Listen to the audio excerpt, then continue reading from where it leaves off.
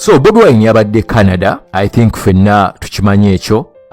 Ngenda kuteerako ka video we yabadde ku TV ku mawulire ya CBC News Night, Toronto, Canada. Njagala obeere attentive owulire ebigambo ebyo ebyayogeddwa mu ka clip ako, kubanga that clip has been shared on social media. Naye nga omanyi nti abasinga mwaddukira ku TikTok, abasinga muli ku Facebook, Twitter no mwagirekera obusajja obweyita bw'elite naye nga buli ku side eri. I think okitegeera kyentegeeza obusajja obubadde bu spreading bad blood around that video. So I will shortly talk about that. Naye n'ekirala tugenda kwogera ku post ya Bobi Wine gye yakoze nga ekwatagana ku video eno yennyini gy'ogenda okulaba. So I think ansooke nkuteleyo video eno ogirabe, then I come back shortly.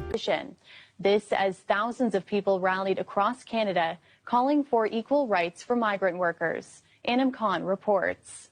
So the king asked me. Dominion Church International was one of the few black-led churches to open its doors to hundreds of asylum seekers after they were denied access to Toronto's overwhelmed shelter system. The church is now providing shelter to over 250 asylum seekers, mostly from Uganda. Today, they got a visit from someone who gives them hope. Bobi Wine, a leader of the opposition party in their home country. So we came to reconnect and fight from all fronts to make sure that we make it fine back home so they can come back home. Wine is a leader of the National Unity Platform political party in Uganda. He's also a singer and an actor. But for many Ugandan refugees, he's a guiding light. We're all excited to have him because he's a symbol of hope. Those who fled Uganda because of the LGBTQ signed the law by Museveni, and those who fled Uganda because of the torture of political persecution or fear of imprisonment or death. Supporters of the cause joined the asylum seekers in church, where Wine spoke about their united dream of a safer Uganda, something refugees like Dennis Bryan's Kesuka pray for every day. Kesuka came to Toronto in July, fleeing political persecution. He left behind a wife and 2 children. My future hope is to bring my family. I'm a married man, and my family is not safe because it's still of politics and some domestic violence from one of the leaders in the ruling party. I think clip will be very clear. Nja kuyiddamu mpolampola as we proceed with the audio. Naye nga Bobi Wine enjoy postings n'agamba nti yesterday we were honored to be part of the congregation at Dominion Church International in Toronto, Canada, under Pastor Edward Jumba. Dominion Church has undertaken the noble duty of receiving and hosting Ugandan political and economic refugees who flee to Canada in their hundreds. Hundreds of Ugandan refugees actually sleep on the church floor for lack of accommodation. For this reason, Pastor Jumba is protesting by not wearing his priestly collar until the last black man is off the streets of Canada and with a decent housing. We shared lunch with them. Ayongera n'agamba, I reminded them that our duty is to fix the situation back home so that our children will not have to ever run away from their motherland in search of safety and greener pastures. We later attended the finals of the Canadian Diaspora Patriotic Football Tournament between Toronto and Ottawa teams. So kudira mu Luganda mangu nga olabye mu ka clip kali nti akyaliddeko Dominion Church era n'asaba n'abantu n'ajoininga that congregation n'agamba nti church eyo yeewaayo ng'ekulemberwa pastor waayo Edward Jumba yeewaayo n'ekola omulimu omuzibu okuba nti yatandika okurecevinga abannayuganda bonna abadduka e Uganda, either political oba economic refugees. Okiwulira, either nga badduka ewaka because of political reasons oba economic reasons ne bagenda e Canada in their hundreds. And I want to be very clear about this. I know so many people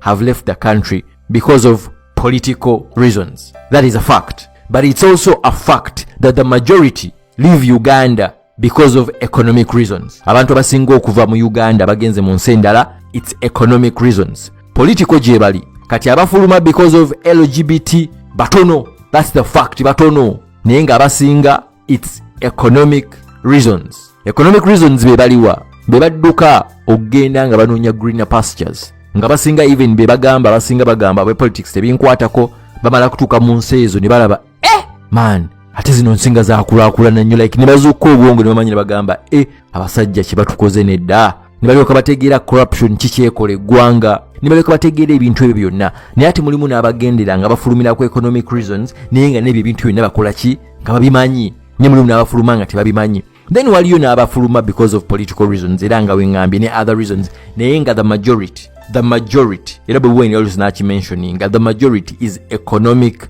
refugees. Kati because of the recent years things have been changing nti mulimu side abantu gye bawuliriza ennyo era bannayuganda ogenda okwesanga bangi actually not Ugandans only many countries abanoonya asylum in other countries bayina kati ettuluba gye beeteekamu naye nga bambi siri balimu bayingidde nnyo eri gy'omanyi mu LGB something abannayuganda bangi abakiyingiddemu naye nga si nti kituufu. The reason is economic refugees naye bagenda okulaba wenkozesa kano akantu nkola ki mpitawo nnyo naye nga the fact is it's all about economic refugees abasinga okufuluma naye nga ne bali abalala nabo gye bali you cannot say nti bali tebaliyo nabo gye bali bangi abafulumye because of political reasons bangi abafulumye because of other reasons naye nga the major one lwaki abantu bafuluma Uganda is because of economic reasons kukyusa bulamu. Lwaki nkyesibyeko ekyo you're going to know why. So yogenda agamba nti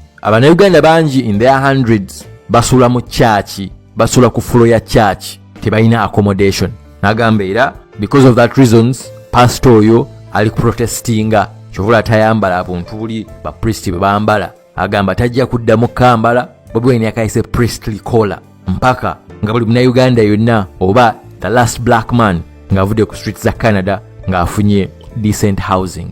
Bobi agamba yafunye nabo ekyokulya they shared lunch with them. Kati the reason lwaki mbadde nesibye ku kiri ekya economic refugees n'agamba nti I reminded them that it's our duty to fix the situation back home so that our children will not have ever to run away from their motherland in search of safety and greener pastures, because that is the reason lwaki tuva ewaka to better ourselves. Many of them kyovulaba nti ndabye bad blood ku Twitter n'engamba naye bana abasajja ne ngamba anyway most of them are even paid to spread that kind of propaganda. I think that's very clear. Nenga sinabagenda ku that ku some posts on Twitter. It's negative energy so sigenda gendayo nnyo nenga ngenda kukikona ku katono. I spoke with a friend of mine ali Canada and he's a very informed guy. Abadde nnyonnyolamu what is really happening nangamba first of all it's a bit political nti government bayina engeri baginyigamu so yakwatamuko ku ssente because ebadde supporting nnyo ba refugees n'ekirala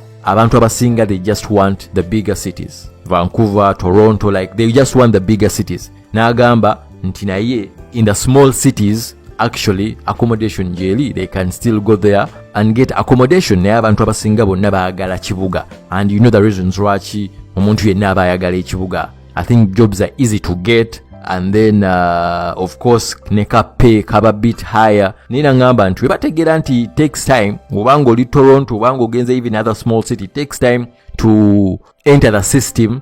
Nagamba some of them should try living Toronto or Vancouver and other bigger places but andike ogendako in other small towns. Agamba accommodation jali. Nangamba nti ate kirala Canada ina abantu batono nnyo abakola in their immigration department. So they were also overwhelmed by the numbers. So the numbers of the immigrants right now n'abantu abalina bakolako nagamba batono nnyo. That's why it's always gonna take time and they are overwhelmed by the numbers now. By the end of the day, it's not what I really wanted to talk about and I'm also not an expert in that area. I'm not in Canada. Tugende ku bad blood gwembadde ndaba ku Twitter regarding the same video gyembateredde eyo ngenda kuyita mu comment yemu yokka. But there are so many. These are abeitabeli to Twitter and oli awandise n'agamba nti what else can he offer apart from looking at the section of foreigners who think it's their duty to hoodwink some misguided African politician to use them against their countries for selfish reasons. Bobi gave him a size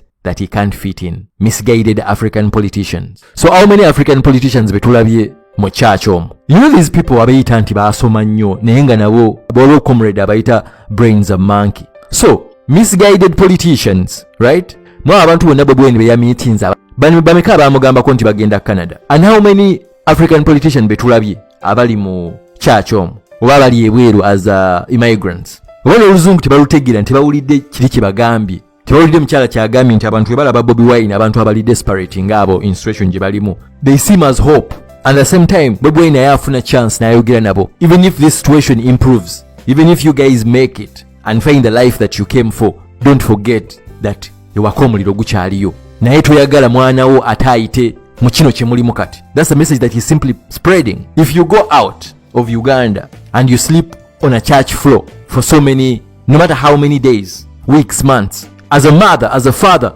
you wouldn't want your child okubeera mu mbeera yemu. That's why that no matter where you go, you always have to remember where you come from. Kyovula yagambye nti I reminded them that it's our duty to fix the situation back home. No one is going to fix it for us. It doesn't matter if you're in Uganda or you're in the diaspora. At the same time, emikono gyaffe gyonna gyetaagisibwa to fix the situation back home. I reminded them that it's our duty to fix the situation back home so that our children will not have to ever run away from their motherland in search of safety and greener pastures. He's on TV. Actually, that's the reason why they're spreading bad blood on Twitter, because he's on TV, he's on an international TV, and that is the problem. It's not the message, it's not anything, it's because he's on TV in Canada. But bameka abandigenze ku TV eyo, bameka bagende Canada ne bavisitinga the refugees and the migrants nenga tebabira ku TV. It's his impact. We have seen that clip. He appeared there because of the impact that he plays and on an international level. Nenga baganda baffe yonna gye muli tubagaliza bisima byerere. It gets better.